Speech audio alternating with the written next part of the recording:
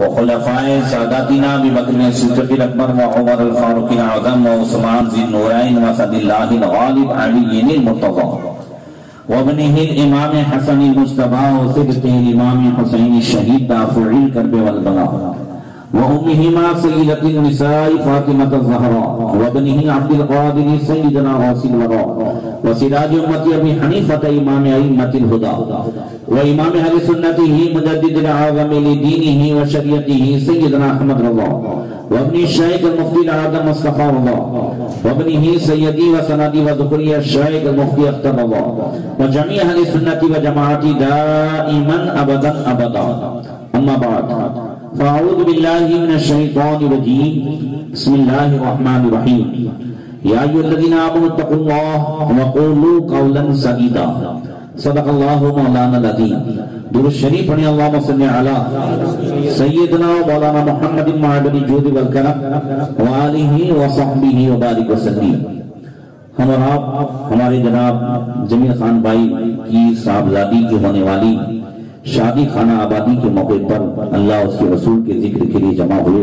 اللہ تعالیٰ اپنے حبیب صلی اللہ علیہ وسلم کے صدقے میں اس شادی کو خانہ آبادی بنائے, دلہا دلہن کے درمیان محبت تامہ اور فتح کامل عطا فرمائے, ان کی نسل سے آسانی کے ساتھ نیک و صالح اولاد عطا فرمائے. مولا کریم دلہا دلہن کو اور ہم سب کو آپس میں ایک دوسرے کے حقوق کی ادائیگی کی توفیق عطا فرمائے.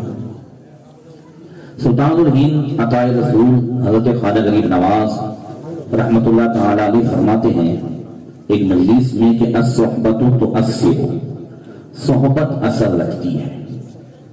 فرماتے ہیں صحبت صالح ترا صالح کند, صحبت طالح ترا طالح کند. اچھوں کی صحبت تمہیں اچھا بناتی ہے, بروں کی صحبت تمہیں برا بناتی ہے. شادی بیاہ میں جہاں آپ اس قسم کی محفلیں دیکھیں تو سمجھو اچھی صحبت کا اثر ہے, صحیح ہے. اور جہاں کہیں سمجھ کے باوجود بھی اگر دیکھیں کہ ڈھول بازے اور حرام کام ہوتے ہیں تو سمجھے کہ پریشر میں ہے بری صحبت کی. تو صحبتیں چاہے کوئی بھی ہو, اچھی بری صحبت کا اثر ہوتا ہے. فرماتے پسر نوح با بدا بنششت خاندانی نبوت گم شد, سگے اصحاب کاف روز چند پے نیکا گرفت مردم شد. فرماتے ہیں کہ نوح علیہ السلام کا بیٹا کنعان جو بروں کی صحبت میں بیٹھا تو نبی کا بیٹا ہونے کے باوجود بھی کیا ہو گیا, خاندانی نبوت گم شد. نبوت کا خاندان گم ہو گیا, وہ کافر ہو گیا, ڈوب گیا کافروں کے ساتھ. مگر اصحاب کہف کا کتا چند دن اولیاء کرام کی صحبت میں بیٹھا تو کل قیامت میں وہ جنت میں بلعام بن باورا کی شکل میں جائے گا. صحبتیں رنگ لاتی ہیں, اور جسے اگر نبی کی صحبت نصیب ہو جائے, اللہ اکبر. تو ابھی آپ نے شعر سنا اعلیٰ حضرت کا کہ صدقے میں تیرے باپ کو کیا لائے ہیں بن پھول, اس گنجائے دل کو بھی ایما ہو کے بن پھول. یا رسول اللہ باغ تو جو ہے گلستان زہرا کی کلیاں اہل بیت یہ تو ہی ہیں ہدایت کے جو ہے چراغ اور ستارے, مگر یا رسول اللہ آپ کی صحبت کی وجہ سے جو بن تھے, یہاں پھول سے مراد ہدایت ہے. کیا ہے؟ ہدایت ہے, وہ چمک ہے. اس لیے پھر کہتے ہیں کہ اس گنجے دل کو ایما ہو کے بن پھول, یعنی یا رسول اللہ اس دل کو بھی ایک اشارہ ہو جائے کہ یہ بھی ہدایت کا پھول بن جائے. یا رسول اللہ ایسے لوگ کہ جنہوں نے اپنے ہاتھوں سے اپنی بیٹیوں کو زندہ زمین میں دفن کیا, جو آپ کے خون کے پیاسے تھے, مگر آپ کی صحبت مل گئی تو وہ بھی ہدایت کے ستارے ہو گئے. حضرت خالد بن ولید, حضرت صفوان بن امیہ بن خلف کا بیٹا, وہ صفوان کے حضرت خالد کے دل میں جب اسلام کی ہدایت کا نور چمکا, وہ مکے سے مدینے کے لیے روانہ ہونے لگے تو بڑے گہرے دوست تھے صفوان اور خالد, بڑے گہرے دوست تھے. تو سوچا چلو اتنا لمبا سفر ہے 400 کلومیٹر کا, تو اکیلے نہیں جانا ہے, صفوان کو ساتھ میں لے لیتے ہیں. صفوان بن امیہ سے کہنے لگے یہ حضرت خالد بن ولید جو ہے وہ فتح مکہ سے 2 سال پہلے، فتح مکہ سے 2 سال پہلے وہ نکلے، تو انہوں نے سوچا کہ چلو صفوان کو لے لیتے ہیں، ان کے پاس پہنچے، کہا چلو مدینہ، اس زمانے میں صرف کہتے ہوتے اسے بڑھیا سے چلو، کہا کیا کرنا ہے؟ کہا محمد صلی اللہ علیہ وسلم کے پاس جانا ہے۔ کہا تم بھی جو ہے بے دین ہونے جا رہا ہے؟ کہا تم دیکھ نہیں رہے ہو، میں بدر سے دیکھ رہا ہوں کہ اللہ کی مدد انہی کے ساتھ ہے۔ اب رہ کیا گیا ہے، سارے حالات بتائے تو صفوان کہنے لگا ٹھیک ہے، بڑے دوستی ہے اپنی، میں نہیں کہتا کہ تم بھی ان کے دامن میں آ جاؤ، چلو، تو بولے نہیں خالد، میں نے تو طے کیا ہے کہ پوری دنیا اگر ایمان لے آئے، تم سنو کہ محمد پر ایمان لے آئے ہیں اور ایک باقی رہ گیا ہے، تو میرا نام سمجھ لینا کہ وہ صفوان ہی ہوگا، اگر پوری دنیا ان کی طرف ہو جائے تو بھی میں ایمان لانے والا نہیں۔ اب بند سمجھ میں آیا جنگل، اب جنگل سمجھ میں آیا، ایسے جنگل، اللہ اکبر۔ اور فتح مکہ کے دن حضور نے ان کے قتل کا بھی اعلان کر دیا، جہاں کہیں پائے صفوان کو بھی قتل کرتے ہیں، اس لیے کہ فتح مکہ کے دن سب نے ہتھیار رکھ دیے تھے مگر صفوان بن امیہ نے ہتھیار نہیں رکھے تھے، انہوں نے حضرت خالد ہی کا سامنا کیا تھا، مقابلہ کیا تھا، اور انہوں نے لڑائی کی تھی فتح مکہ کے دن، اور سب نے ہتھیار رکھ دیے تھے، تو حضور نے کہا کہ اسے جو ہے قتل کیا جائے، مگر ان کی جو ہے ان کے چچازاد بھائی نے امان مانگی، اللہ کے رسول نے امان دے دی، وہ آئے کہنے لگے اے محمد صلی اللہ علیہ وسلم، یہ میرا کزین بتا رہا ہے آپ نے مجھے امان دی؟ کہاں میں نے امان دی ہے، میرے ساتھ رہو۔ کہاں؟ پھر حضور نے فرمایا صفوان وہ ٹائم کب آئے گا کہ تم ایمان لاؤ گے؟ تو کہنے لگے محمد کچھ ٹائم دو مجھے، کچھ ٹائم دو۔ تو حضور نے فرمایا کتنا ٹائم چاہیے؟ کہا 2 مہینے کا ٹائم دو۔ حضور نے فرمایا 4 مہینے کا ٹائم ہے، شرط یہ کہ تم میرے ساتھ رہو گے، تم میرے ساتھ رہو گے۔ اب اٹھتے بیٹھتے حضور کے ساتھ تھے، اب اسی میں جنگ طائف ہوئی، حنین کی جنگ ہوئی۔ اب اس وقت مسلمانوں کے پاس اتنے ہتھیار نہیں تھے، صفوان بن امیہ کے پاس بہت سارے ہتھیار، کوئی آتا حضور کے پاس، حضور کمان چاہیے، صفوان سے لے لو، تیر چاہیے، صفوان سے لے لو، حضور تلوار چاہیے، کہا صفوان سے لے لو۔ صفوان کہنے لگے محمد صلی اللہ علیہ وسلم مجھے نہتھا تو نہیں کرنے چاہتے، سب کچھ میرے سے دلوا رہے ہو؟ حضور نے فرمایا صفوان تمہیں بھی ملے گا۔ اب جب 2 ہی مہینے ہوئے تھے، 4 مہینے نہیں ہوئے، 2 مہینے بھی نہیں ہوئے تھے، اور حنین کی فتح ہوئی، اور اللہ کے رسول صلی اللہ علیہ وسلم کی بارگاہ میں اتنا مال غنیمت آیا، اتنا مال غنیمت، کئی اونٹ، ہزاروں بکریاں، ایک پوری وادی بکریوں کی بھری ہوئی تھی، اور صفوان للچائی ہوئی نظر سے اسے دیکھ رہے تھے۔ حضور نے فرمایا صفوان چاہیے؟ کہاں چاہیے، مجھے کون دے گا؟ کہا میں محمد دوں گا۔ تب وہ کہنے لگے مجھے یقین ہو گیا، اب میں 4 مہینے کا انتظار نہیں کر سکتا، مجھے یقین ہو گیا اتنی بڑی سخاوت کوئی بادشاہ نہیں کر سکتا ہے، نبی ہی کر سکتا ہے، آپ اللہ کے نبی ہیں۔ نبی جو ہے کہا اعلیٰ حضرت نے کون دیتا ہے، دینے کو منہ چاہیے، دینے والا ہے سچا ہمارا نبی۔ یہ ہے حضور کی صحبت کہ صدقے میں تیرے باغ کیا لائے ہیں بن پھول، اس گنچے دل کو ایماں ہو کے بن پھول۔ ایسی ایسی صحبتیں حضور غوث پاک، غریب نواز، حضور مخدوم سینا، یہ اللہ والوں کی صحبتیں، یہ اگر کوئی سخت سے سخت ہو اور اگر ان کی ایک نظر پڑ جائے تو قسم خدا کی سخت دل بھی موم بن جائے۔ مگر اب یہ صحبتیں کہاں نصیب؟ تو حضور مفتی اعظم ہند کے پیر و مرشد حضور سراج السالکین حضرت ابو الحسین نوری میں رحمۃ اللہ تعالی علیہ فرماتے ہیں کہ اگر ہم کو بڑوں کی صحبتیں نہیں ملی ہیں تو ان کے ارشادات، ان کی محفل میں جو بیانات ہوتے تھے ان کو سننا اور پڑھنا بھی ان کی محفل میں بیٹھنے کے برابر ہے۔ اگر ہم نے مولا کائنات مولا علی کرم اللہ تعالی حضور کریم کے فرمان سنے، غوث پاک کے فرمان سنے، پڑھے، تو یہ اس کے برابر ہے کہ ہم ان کی محفل میں بیٹھ گئے۔ تو غوث پاک رضی اللہ تعالی عنہ کی پہلی تقریر جو ہوئی اس میں آپ نے جو ارشاد فرمایا، یہ تو ہم سب کو معلوم ہے کہ غوث پاک نے جو تقریر کی ہے وہ حضور کے ارشاد پر کی ہے، مولا علی کے ارشاد پر کی ہے، اور نبی نے ظہر سے پہلے نبی نے 7 مرتبہ لعاب دہن ڈالا ہے، اور ظہر کے بعد حضور مولا کائنات نے 6 مرتبہ لعاب دہن ڈالا ہے، اور اس کے بعد جو کلمات نکلے ہیں وہ آپ تک پہنچانے جا رہا ہوں۔ فرمایا لا بد لکل مومن فی سائر احوالہ بثلاثۃ اشیاء، غوث پاک فرماتے ہیں کہ ہر مومن کے لیے ہر حالت میں 3 چیزوں کا ہونا ضروری ہے. ہر حالت میں فرمایا. دیکھیں حالتیں بہت ساری ہوتی ہیں، اچھی بھی بری بھی، امیر غریب، کبھی خوش آدمی خوش ہے، کبھی جو ہے ٹینشن میں ہے. ہر حالت میں 3 چیزوں کا ہونا ضروری ہے، حالت کوئی بھی ہو. اور میں نے ابھی غالباً منگل کی تقریب میں کہا تھا، منگل کے دن، کہ ہم حالت سدھرنے کا انتظار پہلے کرتے ہیں اور عمل بعد میں کرتے ہیں، جبکہ حالت کے سدھرنے کا جو ہے اللہ تعالیٰ نے ہمارے ہاتھ میں رکھا نہیں ہے، وہ اللہ کے دست قدرت میں ہے. ہمارے ہاتھ میں اپنے عمل کو سدھارنے کا ہے. ہم اپنے اعمال سدھاریں، حالات خود بخود سدھر جائیں گے، کیونکہ یہ اللہ کے دست قدرت میں. اللہ چاہے تو حالات سدھر جائے. تو ہر حالت میں 3 کاموں کا ہونا ضروری ہے. وہ کیا ہے؟ امر یمتثلہ، نہی یجتنبہ، وقدر یرضی بہ. جن باتوں کا اللہ رسول نے حکم دیا ہے اس پر عمل کرنا. دوسرا، جن باتوں سے اللہ رسول نے روکا ہے اس سے رک جانا. اور تیسرا کہ جو کچھ بھی تقدیر میں ہے اس پہ راضی ہو جانا. اب اسی 3 کو ہم نکاح میں لے آئے. جن باتوں کا اللہ رسول نے حکم دیا ہے اس پر عمل کرنا. تو کیا حکم دیا اللہ نے قرآن کے 4 پارے میں؟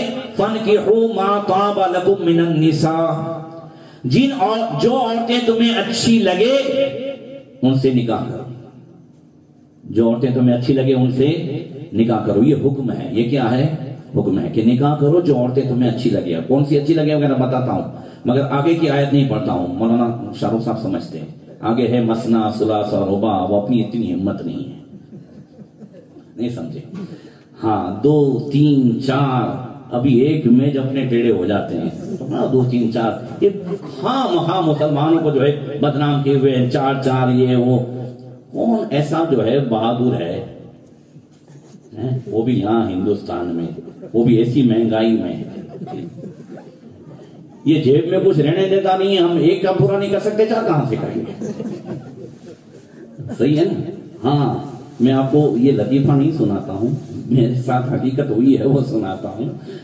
میں پروندر فلائٹ میں جا رہا تھا تو ویکسین میں نے کہا ہو سکتا ہے کہ بھئی ایئرپورٹ میں مانگ لیں. تو وہ کارڈ بنایا ہوا تھا، وہ ویکسین میں تو ہر ایک میں فوٹو ہے ہی اس صاحب کی بھائیوں بہنوں کی. تو میں نے وہ جیب میں اپنے پاکٹ میں، اللہ جانتا ہے روزانہ پاکٹ میں 129 مرتبہ سورہ کوثر بھی پڑھ کے دم کرتا ہوں، اور اس میں وہ بھی رکھ دیا. خیر وہاں سے آیا واپس. اب روزانہ دیکھتا ہوں کہ پیسے جا رہے ہیں، کباڑ سے نکالتا ہوں، اندر ڈالتا ہوں، پھر جا رہے ہیں پھر جا رہے ہیں. میں کہا یہ کیا ہوگا؟ کچھ ٹائم کے بعد یاد آیا کہ GST تو اندر گھسا ہوا ہے. یہ لطیفہ نہیں ہے، یہ میرے ساتھ وہی بات ہے. یہ میں نے فوراً اسے نکالا، کباٹ میں رکھا، اس کے بعد پھر برکت شروع ہوئی ہے. اب ایسے ماحول میں کہ اس کا فوٹو رکھنے سے برکت ختم ہو جائے. اب ہم کیا 3 4 کریں گے؟ ایک کا بھی حق اگر ادا کر دیں تو اللہ رسول کے حکام پر عمل ہو جائے. بلکہ تو فَانْكِحُوا مَا طَابَ لَكُم مِّنَ النِّسَاءِ مَا طَابَ لَكُم. رب فرماتا ہے 4 پارے میں جو عورتیں تمہیں اچھی لگے. اب یہاں یہ تو حکم ہے، مگر اب اس حکم کو قرآن کی ہر آیت کو سمجھنا ہوگا تو حدیث رسول سے سمجھنا ہوگا. کون سی عورت اچھی لگے؟ اب ہمارا معیار کیا ہے؟ ہمارا معیار ہے کہ خوبصورت عورت اچھی لگے. مگر بہت ساری صرف اگر ہم خوبصورتی دیکھتے ہیں تو وہ آنے کے بعد پورے خاندان والوں کی سیرت بگاڑ دیتی ہے. یہ بھی نبی نے فرمایا ایاکم وخضراء الدمن. حضور نے فرمایا تم گھوڑے کی ہریالی سے بچو. یا رسول اللہ وما خضراء الدمن، یہ گھوڑے کی ہریالی کیا ہے؟ فرمایا المرأة الحسناء فی المنبت السوء. حضور نے فرمایا کہ برے خاندان میں خوبصورت عورت کا ہونا یہ گھوڑے کی ہریالی ہے. جیسے گھوڑا جہاں ہریالی دیکھے وہاں منہ مارتا ہے، ایسے ہی بد چلن اور بدکار اگرچہ بہت خوبصورت ہے مگر پہلے یہ دیکھو کہ اس کی سیرت اچھی ہے کہ نہیں، اس کے کیریکٹر اچھا ہے کہ نہیں، اس کا کردار اچھا ہے کہ نہیں، وہ سب سے محبت اور سب کا حق ادا کرنے والی ہے کہ نہیں. اگر یہ ساری چیزیں ہم نے دیکھ لی ہے تو تب بھی سمجھو اس میں دینداری ہے، بھلے وہ مدرسے میں گئی نہ ہو. مگر اگر سب کا حق ادا کرنے والی ہے، شکر کرنے والی ہے، صبر کرنے والی ہے، قادر یرضا بھی، ہاں جو اللہ تعالیٰ نے قسمت میں رکھا ہے اس پہ راضی رہنے والی ہے، یہ وہ صفات ہیں کہ اگر لڑکے اور لڑکی میں ہو جائے تو یہ دینداری والی صفات ہے، یہی صفت گھر کو جنت کا نمونہ بنا دیتی ہے۔ اس کے لیے کوئی ایڈمیشن لینا ضروری نہیں ہے۔ بہت سارے پڑھے لکھے جو ہے دارالعلوم میں لڑکے ہو یا لڑکیاں ہوں، ان کے بھی حالات خراب ہوتے ہیں۔ اصل ہے کہ انہیں اچھی صحبتیں ملیں، اچھی تربیت ملے اور علم کے ساتھ عمل ہو، تب جا کر کے یہ ساری چیزیں پیدا ہوتی ہیں۔ اس لیے نبی نے فرمایا لا تزوجوهن لحسنهن فعسى حسنهن ان ترضيهن۔ حضور نے فرمایا کہ صرف عورتوں کی خوبصورتی کی وجہ سے شادی نہ کرو کہ خوبصورتی ختم ہو جائے گی۔ لا تزوجوهن لاموالهن فعسى اموالهن ان تطغيهن۔ حضور نے فرمایا تم صرف مال کی بنیاد پر شادیاں نہ کرو کہ مال انہیں سرکش بنا دے گا۔ اب جو اتنا کمائے یا جس کے واسطے میں اتنے آئے وہ شوہر کا سنے گی کچھ؟ صحیح ہے کہ نہیں ہے؟ تو پھر کیا ہو یا رسول اللہ کس عورت سے شادی کریں؟ تو فرمایا المرأة السوداء ذات دین افضل۔ نبی نے فرمایا ہاں کالی کلوٹی ہو مگر دیندار ہو تو وہی سب سے افضل ہے، کہ اگر لڑکی دیندار ہے تو اپنے شوہر کو مولا علی کا غلام بنائے گی اور آنے والی نسل کو حسن اور حسین کا غلام بنائے گی اگر اس کے اندر دینداری ہے۔ اب یہ تو ہوا اس پر کہ ما طاب لکم، جو عورتیں تمہیں اچھی لگی۔ اب دیکھنے کا یہ پیغام دیا، یہاں سے شروع کریں کہ اسلام ہر موڑ پہ ہماری رہنمائی کر رہا ہے اور ہم غلطیاں کہاں کر رہے ہیں اسے ہم دیکھیں۔ اب لڑکی دیکھنے گئے، لڑکی پسند آئی تو یہاں اسلام نے کیا حکم دیا؟ فرمایا فانظر الیہا، جس لڑکی سے نکاح کرنا ہے اسے دیکھ لیں یا دکھوا لیں، اتنی اجازت اسلام نے دی ہے۔ مشکاۃ شریف میں پورا چیپٹر ہے باب النظر الی المخطوبہ، کہ جس کو پیغام دینا ہے اسے دیکھ لیا جائے۔ نبی نے کئی مرتبہ صحابہ سے فرمایا دیکھ لو دیکھ لینا تمہاری زندگی کو آسان کر دے گا۔ یہ اسلام نے حکم دیا ہے، اسلام نے نہیں کہا کہ آنکھیں بند کر کے وہ کر لو، حضور نے یہاں تک فرمایا کہ تمہاری زندگی آسان ہو جائے گی تم اگر دیکھ کے کرو گے۔ یہ دیکھنا یہ امر ینتصلہ پر ہے کہ ہاں غوث پاک نے فرمایا جو اللہ رسول نے حکم دیا ہے اس پر عمل کرو۔ مگر اس کے بعد کیا ہوا؟ سگائی ہوئی نا۔ سگائی ایک وعدہ ہے، اور سے سنیے گا میرے الفاظ کو، سودا نہیں ہے، وعدہ ہے سودا نہیں ہے۔ کسی چیز کا اگر میں نے خریدنے کا وعدہ کیا ہو تو میں اس کو یوز نہیں کر سکتا۔ بات سمجھ میں آ رہی ہے؟ سودا نہیں ہوا ہے، وعدہ ہوا ہے کہ فلاں لڑکے کا فلاں لڑکی سے بھویشیہ میں کبھی بھی نکاح ہوگا، یہ دو خاندان نے آپس میں وعدہ کیا ہے۔ جب یہ وعدہ ہوا ہے، سودا نہیں ہوا ہے، تو اب لڑکی لڑکے کو انگوٹھی نہیں پہنا سکتی، لڑکا لڑکی کو انگوٹھی نہیں پہنا سکتا، دونوں ایک دوسرے کو چھو بھی نہیں سکتے، ایک دوسرے سے بات بھی نہیں کر سکتے، نہ موبائل پہ نہ آمنے سامنے۔ ابھی غیر ہے، ابھی وہ بیوی نہیں بنی ہے۔ توجہ ہے نا؟ وَالنَّهْيٌ يَجْتَنِبُ، یہ سارے وہ کام ہیں جو اللہ رسول نے منع فرمائے ہیں۔ ابھی جو ہے سودا ہوا نہیں، اور ہم کیا کرتے ہیں؟ بس جیسے ہی ہوا تو بس اب رات میں جی یہاں پڑی رہتی ہے، سانس کو کچھ ہوا، ابھی سانس تو بنی بھی نہیں ہے، مگر اس کی سانس جیسے پھولی تو بلا لیا ہے۔ یہ سارے کام پھر کیا ہوتا ہے؟ جہاں اللہ رسول کے خلاف کیا وہاں بھویشیہ میں نقصان ہوگا۔ اس لیے کہ سمسیائیں جو کھڑی ہوتی ہیں وہ اللہ رسول کی نافرمانی کی وجہ ہی سے کھڑی ہوتی ہیں۔ کوئی ایسا کام نہیں ہے جو اللہ رسول نے حکم دیا ہو اور اس سے کوئی سمسیا پیدا ہوئی ہو۔ سمسیائیں پیدا ہوتی ہیں تو اللہ رسول کے فرمان پر عمل نہ کرنے کی وجہ سے یا نہ فرمانی کرنے کی وجہ سے پیدا ہوتی ہے۔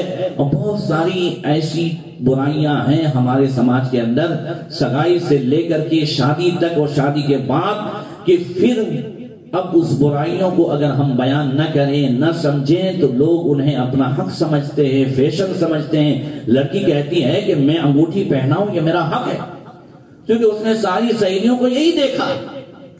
تو کیا سمجھتی ہے؟ فیشن ہے، حق ہے. ایک تو انگوٹھی پہنانا حرام، پھر سونے کی پہنانا ڈبل حرام.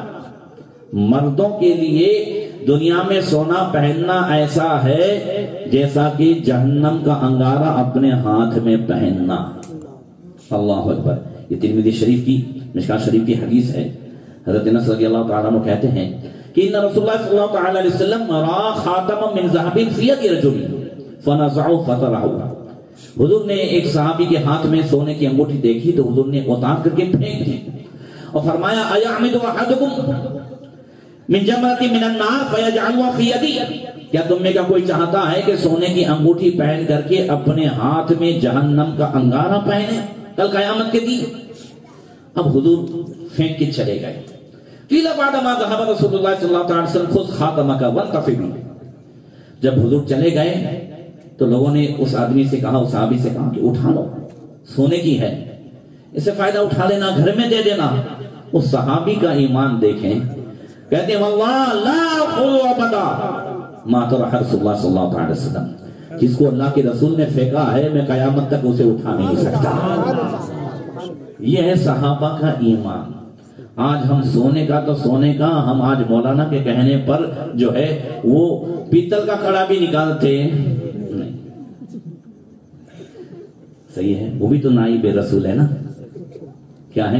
دیکھیں آپ، ہم کہتے ہیں کہ ہم بھی جو ہے ایمان والے ہیں، ہماری مدد کیوں نہیں آتی ہے؟ صحابہ کی قربانیاں تو دیکھو کہ انہوں نے قربانیاں کیا دی ہیں.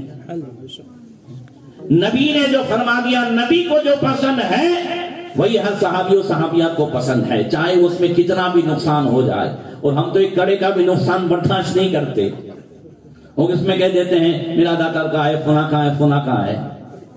حالانکہ کسی کی بھی طرف بھی نسبت ہو جائے، مگر جو اللہ رسول نے منع فرمایا، یاد رکھیے کہ ہمارے لیے صرف دنیا نہیں ہے، ہمارے لیے جنت بھی ہے. جو دنیا میں منع کیا گیا ہے وہ جنت میں ملے گا. دنیا میں شراب حرام ہے، جنت میں وہ پاک شراب دی جائے گی جس کا مزہ ہم کبھی بھی یہاں محسوس ہی نہیں کر سکتے. وہ پاک شراب جسے قرآن نے شرابن طہورا کہا ہے وہ ملے گی، اس لیے کہ دنیا میں جو یہاں بچا ہے اسے وہ وہاں ملے گا. یہاں سونا حرام ہے مرد کے لیے، تو اسے جنت میں اللہ تبارک و تعالیٰ جو ہے وہ چیزیں عطا فرمائے گا جو یہاں کسی آنکھ نے دیکھا نہیں ہے، کسی کان نے سنا نہیں ہے. بلکہ عرض کر رہا تھا کہ گرتے پڑتے بس تاریخ طے ہوئی. کیا ہوئی تاریخ؟ اب کسی کے یہاں بھی شادی کی تاریخ جو ہے وہ اچانک طے نہیں ہوتی. 3-4 مہینے پہلے طے ہوتی ہے، 6 مہینے پہلے طے ہوتی ہے. شادی کی جو تاریخ طے ہوئی، آپ مجھے بتائیں کہ شادی کیا ہے؟ شادی ایک نئی زندگی کا وہ اسٹیئرنگ ہے جو اللہ تعالیٰ نے شوہر یعنی مرد کے ہاتھ میں تھمایا ہے. الرجال قوامون علی النساء فرما کر کے کہ مرد عورتوں پر حاکم ہے. اس حاکم کا معنی یہ نہیں ہے کہ مرد ہمیشہ عورتوں پر جو ہے روب جماتا رہے، اسے مارتا رہے. حاکم کا معنی یہ ہے کہ اللہ تعالیٰ نے گھر چلانے کا پاور مرد کے ہاتھ میں دیا ہے. یہ اسٹیئرنگ ہے گھر چلانے کا. اور جب اللہ تعالیٰ نے گھر چلانے کا اسٹیئرنگ مرد کے ہاتھ میں کیا ہے تو اس کے طریقے بھی قرآن میں بتائے ہیں. بولو بتائیں کہ نہیں بتائیں؟ 5ویں پارے میں سارے طریقے بتائے. مگر ہم میں کون ہے کہ جن کی تاریخ طے ہوئی ہو اور وہ کسی مولانا عالم 12 سال سے تو میں یہاں پر ہوں. آپ میں سے اتنی شادیاں ہوئی، کوئی ایسا دلہا بتائیں جو آ کر کے مجھ سے اس نے پوچھا ہو کہ حضرت قرآن کی روشنی میں یہ گھر چلانے کا اسٹیئرنگ جو ہے اللہ تعالیٰ نے میرے ہاتھ میں دیا تو اب میں کیسے چلاؤں، کوئی پوچھنے آیا ہو؟ سلیم بھائی آئے ہیں، سلیم بھائی کو پوچھو اتنے سالوں میں آپ کے ساتھ بیٹھا ہوں کیا مجھے گاڑی چلانا آ گئی؟ نہیں آئی. تو کسی کو دیکھ کر کے کہ اس نے بھی شادی کی، چچا نے بھی کی، ابا نے کی، فلانے نے کی، شادی دیکھ کر کے گھر چلانا نہیں آئے گا، اس کو سیکھنا پڑے گا. ہم سیکھتے نہیں ہیں اس لیے ایکسیڈنٹ ہوتے ہیں. بھائی سیکھا ہوا انسان ہو تو ایکسیڈنٹ ہوئے نہیں. اسے پتا ہونے کہ ون میں کہاں ہے، رونگ سائڈ کہاں ہے، قرآن میں کہاں کہاں کیا کہا گیا ہے، پنچر پڑے تو کیا کرنا ہے، زیادہ فولٹ ہو تو کیا کرنا ہے، یہ سب قرآن میں بتایا ہے. جب گھر چلانے کا اسٹیئرنگ مرد کے ہاتھ میں اللہ نے دیا ہے تو ظاہر بات ہے کہ اب اس میں آگے ایکسیڈنٹ بھی ہو سکتا ہے. پنچر بھی ہو سکتا ہے، فولڈ بھی ہو سکتا ہے، مگر ہم سیکھتے کہاں ہیں؟ قرآن کی روشنی میں۔ بہت زیادہ اگر اچھی صحبت مل گئی ہے تو 3-4 دن پہلے یا 2 دن پہلے قرین زندگی کے 2-4 صفحے وہ کر لیے، اور اس میں بھی جو ہے مشکل سے ماں ہماری دعا، وہ بھی ایک اجدی۔ اچھا دعا سکھائی انہوں نے، روز پڑھنے کی ہے، ایک دن نہیں پڑھنے کی ہے۔ کیا بتاؤں میں آپ کو، غلط بات، وہ بھی یاد نہیں ہے۔ موبائل میں دیکھ کر کے چلو ٹھیک ہے کچھ تو کریں۔ ہم شادی سے پہلے اتنی غلط رسموں میں ہم اتنے پڑ گئے ہیں کہ اصل میں جو شادی کا مقصد ہے، جو کچھ بھی ہے، کچھ بھی نہیں، خالی اب جو ہر گھر میں پیٹھی ہوتی ہے نا، کیا مقصد ہے پیٹھی کا؟ تو ہم نے پیلے کپڑے سمجھ لیے، چاہے میرا گھر ہو یا کسی کا بھی گھر ہو، دوسروں کو دیکھ دیکھ کے ہم نے سمجھ لیا کہ پیلے کپڑے سلانے ہیں، سب کچھ کرنا ہے۔ پیٹھی ہے حدیث سے ہے، اس کا مقصد تو سمجھے۔ حضرت عبد الرحمن بن عوف کو حضور نے دیکھا پیٹھی میں، یعنی پیلے رنگ ہے، حضور نے فرمایا شادی کی تم نے؟ ہاں یا رسول اللہ میں نے شادی کی۔ کہا اولی ولو بشاتی، ولیمہ کرو، اس میں برکت ہے، اگرچہ ایک بکری سے کرو مگر کرو۔ اب یہ چیز بتاتی ہے کہ پیٹھی پہلے بھی تھی، پیٹھی آج بھی ہے، مگر پیٹھی کا مقصد کیا ہے؟ پیٹھی کا مقصد یہ ہے کہ دولہے کے دوست اور دلہن کی سہیلیاں اسے ہلدی وغیرہ جو ہے پورے جسم میں کچھ تیل ہے ان سب کی مالش اس طریقے سے کرے کہ اس کا جسم نکھر جائے، اس میں خوبصورتی آئے۔ چونکہ ہلدی میں جو پلاس پن ہے، ہلدی میں جو کچھ بھی ہے، اس میں جو خوبصورتی آتی ہے، ڈسٹرب نہ کریں، ہلدی میں جو خوبصورتی آتی ہے تو اس کا مقصد یہ ہے کہ اس میں خوبصورتی آئے تو پورے جسم میں مالش ہو، تیل کی مالش ہو، ہلدی کی مالش ہو، پورے جسم میں جو ہے دلہے کو دوست لگائیں، دلہن کو سہیلیاں لگائیں۔ ہم نے اسے جو ہے ایک رسم بنایا، اور اس میں پتہ نہیں بھابیاں آتی ہیں اور یہاں مار جاتی ہیں اور پتہ نہیں کیا، اس کو ہم نے ایک رسم بنا کر کے چھوڑ دیا۔ یہ رسم نہیں ہے، اس کی فوائد ہیں، ان فائدوں کو ہم دیکھتے نہیں ہیں۔ اسلام نے ایسا نہیں ہے کہ ہر چیز منائی کر دی ہے۔ اعلیٰ حضرت فرماتے ہیں، پوری کتاب اعلیٰ حضرت نے اس پر لکھی ہے، رسم و رواج پہ، شادی کے رسم و رواج پہ اعلیٰ حضرت نے پوری کتاب لکھی ہے۔ اس کتاب میں اعلیٰ حضرت فرماتے ہیں کہ جن رسموں کو اللہ رسول نے منع نہیں فرمایا، وہ جو شریعت کے خلاف نہیں ہے، اسے منع نہیں کیا جائے گا، اس کو شریعت کے دائرے میں کیا جائے، مگر ہم نے ان رسموں کے اندر دوسری چیزیں ڈال کر کے اس کے اصل فوائد ہیں وہ ختم کر دیے، اور وہ رسم رہ گئی۔ بلکہ اب یہ ہوا، اب اس کے بعد میں یہ کہہ رہا تھا کہ کوئی سیکھنے آتا نہیں ہے، جبکہ قرآن کے 5ویں پارے میں کبھی حضرت ہی کو بولے کہ درس دیں، میں نے تو کئی مرتبہ جمعے میں بھی آپ کو بتایا ہے، مگر تقریریں یاد رہتی نہیں ہیں۔ جب شادی ہو جس نوجوان کی، اور آنے کے ساتھ ایک مرتبہ آدھا گھنٹہ بیٹھ لے، اور بندے میں نوجوان بیٹھتے تھے میرے پاس، ان کا انور کوئی بھی ہو، ان کا مین انور میں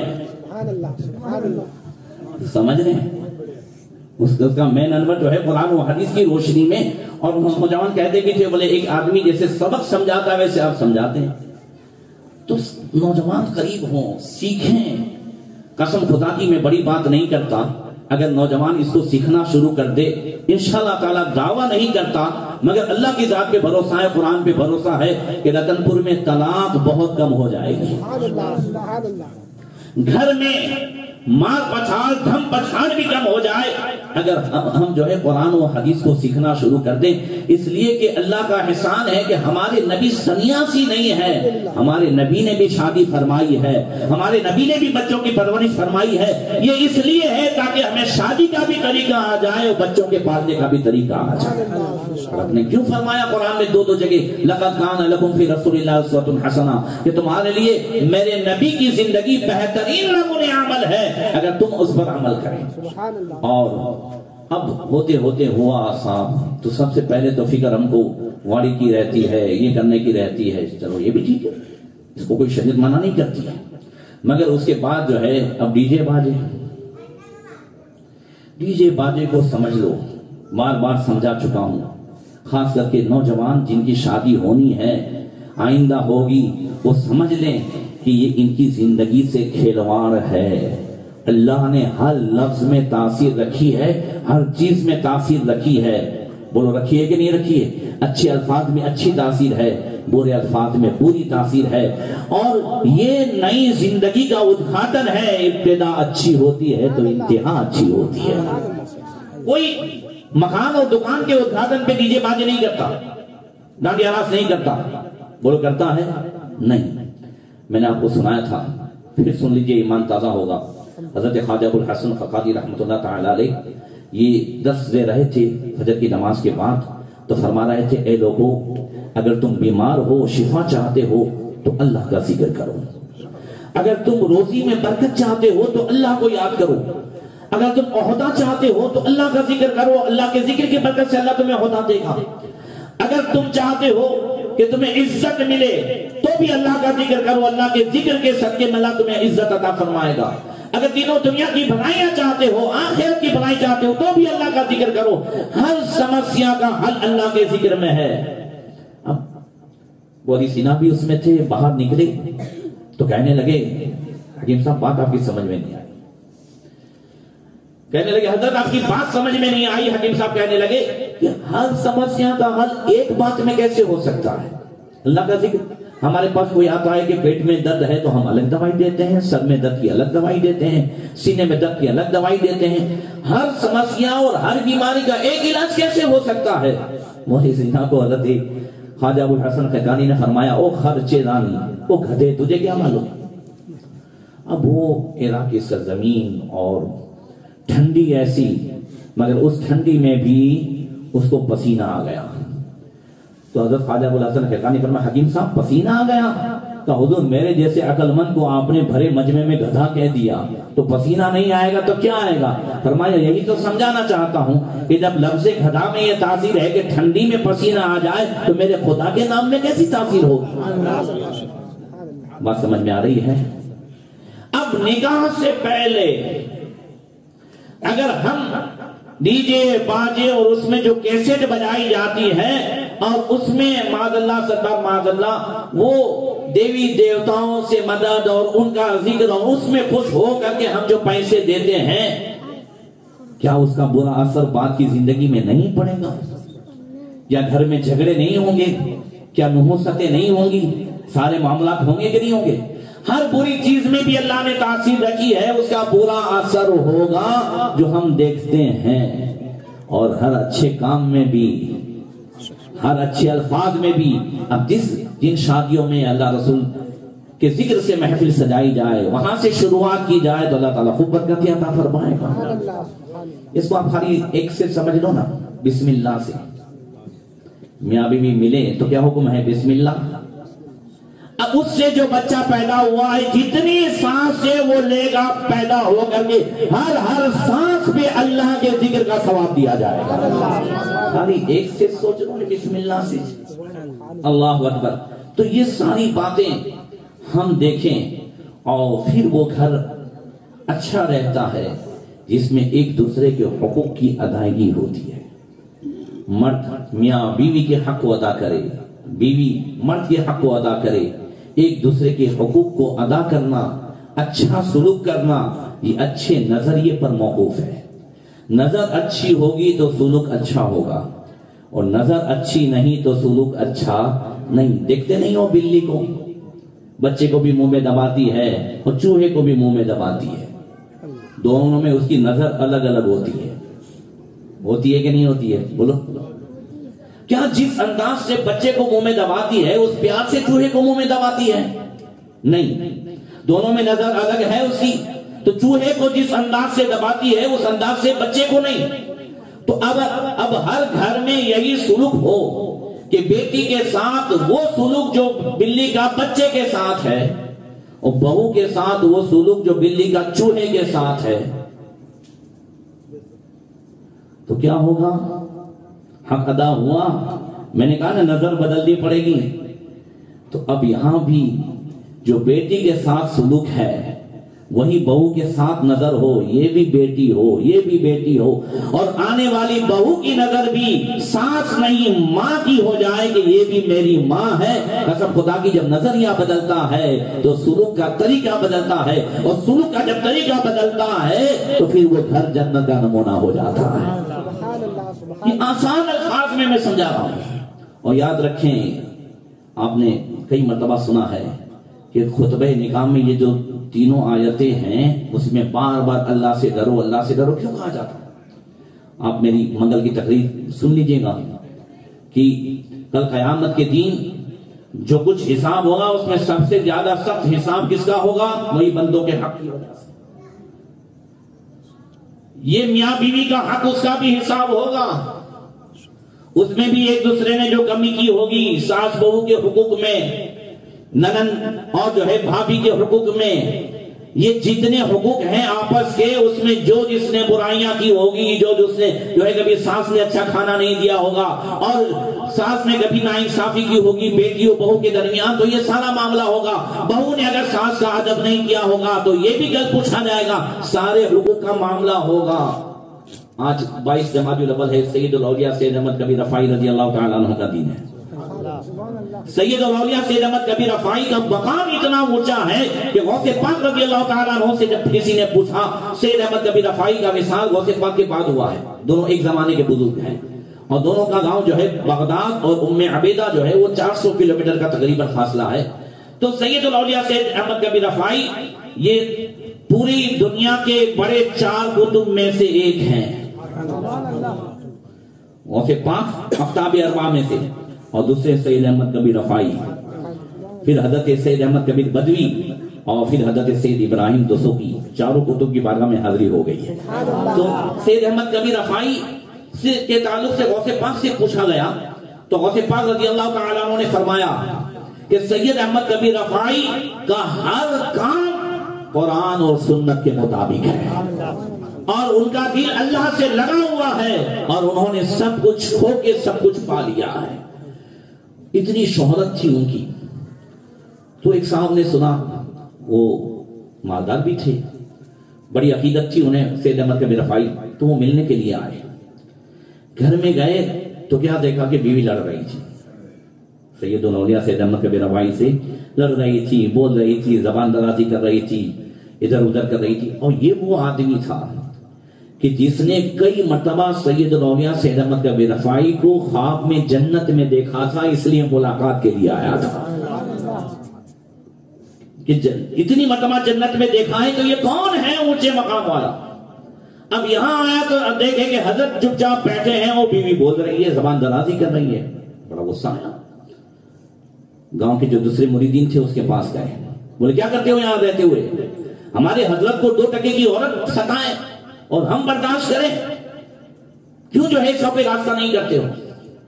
لوگوں نے کہا کہ بھئی حضرت نے اس کا مہر جو رکھا ہے وہ 500 دینار رکھا ہے، سونے کا سکہ، اور مہر کی 2 قسمیں ہوتی ہے، ایک مہر معجل اور مہر مؤجل، یعنی ایک نقدی مہر آپ سنتے ہوں گے کہ نقد مہر، اور ایک ادھار۔ تو ادھار پہ بھی ہو سکتا ہے، تو چونکہ اپنے تو ہمیں رکھتے جائے 3,786 نے اتنا بن، ورنہ بہت سی جگہ 1 لاکھ روپیہ 5 لاکھ روپیہ ہوتا ہے تو وہ ادھار رکھتے ہیں، مگر اس میں یہ ہے کہ اگر طلاق دو تو دینا پڑے گا، طلاق دو تو دینا پڑے گا، یا پھر وہ معاف کر دے۔ تو میں کہ بولے 500 دینار ہے، حضرت ہو سکتا ہے کہ اس لیے طلاق نہ دیتے ہو کہ طلاق دے تو مہر دینا پڑے گا، 500 دینار لائیں کہاں سے؟ تو اس نے کہا ٹھیک ہے۔ 2 دن کے بعد 500 دینار لے کے گیا حضرت سید احمد کبیر رفاعی کی بارگاہ میں، لیجیے حضرت اس کو دیجیے اور یہاں سے روانہ کیجیے۔ اور میں کیا ہوا؟ کہا ہمارے ہوتے ہوئے یہ آپ کے سامنے زبان درازی کرے، یہ 2 ٹکے کی عورت، ایسا ہے تیسا ہے، حضرت اسے جو ہے، حضرت مسکرائے فرمایا اس کو برداشت کرتا ہوں تب تو مجھے روز جنت میں دیکھ رہا ہے۔ توجہ ہے؟ ہاں، من لا يرحم الناس لا يرحم اللہ، جو لوگوں پر رحم نہیں کرتا اللہ تعالیٰ اسے رحم نہیں فرماتا۔ ہم معاف کرنا سیکھے، غلطیاں سب کی ہوتی ہے، کوتاہیاں سب سے ہوتی ہے، کس سے نہیں ہوتی؟ ہوتی کہ نہیں ہوتی؟ ہر جگہ کوتاہیاں ہوتی ہیں، مگر ہر بڑا اپنے ماتحتوں کو معاف کرنا سیکھے، اور ہر جو ہے مرد اپنی ساری کوتاہیاں، بیوی کی ساری کوتاہیاں بیڈ روم میں دفن کریں، اور اگر ساس اسے اپنے گھر میں دفن کرے، اور آنے والی بہو بھی ساس یا شوہر سے جو بھی معاملہ ہوتا ہو وہ بھی وہیں دفن کرے، وہ باہر نہ نکل دیں، تو قسم خدا کی مسلمان جتنا شانتی سے رہ سکتا ہے دنیا میں، ایسی دوسری قوم شانتی سے رہ سکتی نہیں ہے۔ اس لیے کہ کسی کے پاس رسول اللہ صلی اللہ علیہ وسلم جیسا لیڈر و ہیرو نہیں ہے، ہمارے پاس ہے، اور حضور نے دنیا میں جی کر کے بتایا ہے، بیویوں کو سنبھال کر کے بتایا ہے، مینٹن کر کے بتایا ہے کہ کس طریقے سے گھر چلایا جا سکتا ہے۔ یہ قرآن نے بھی ہمیں طریقے بتائے، حدیث نے بھی ہمیں بتائے، سیکھنے کی ضرورت ہے۔ اللہ تعالی ہم سب کو توفیق عطا فرمائے، ہونے والی شادی کو خانہ آبادی بنائے۔ چونکہ مجھے ابھی آنند میں بھی تقریر کرنی ہے، اس لیے یہیں ختم کرتا ہوں۔ اللہ تعالیٰ ہونے والی شادی کو خانہ آبادی بنائے۔ السلام علیکم ورحمۃ اللہ وبرکاتہ۔